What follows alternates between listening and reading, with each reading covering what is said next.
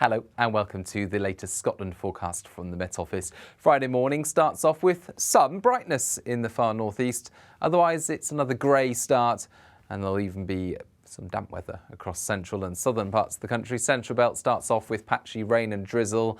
That sticks around Glasgow westwards and then it starts to push into much of the West Highlands, Western Isles by the afternoon. We keep a lot of cloud and low cloud at that, covering the hills of central and western Scotland. But it's well broken to the east, and Aberdeenshire once again the favoured spot for any cloud breaks, any sunshine into the afternoon. Blustery showers to begin and end the day across the Northern Isles, but increasing cloud cover later on mean that it won't be so bright as we end the day.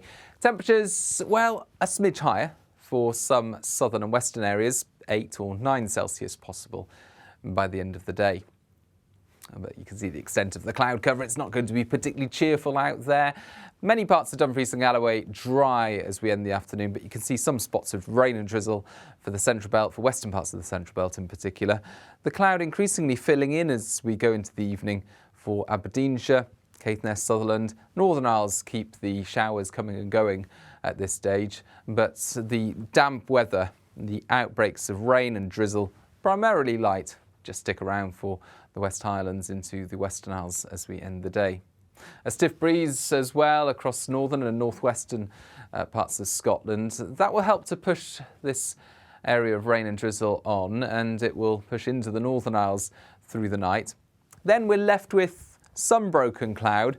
Some thin cloud there for parts of northeast Scotland mean that temperatures will fall into the low single figures, I suspect, by the start of Saturday.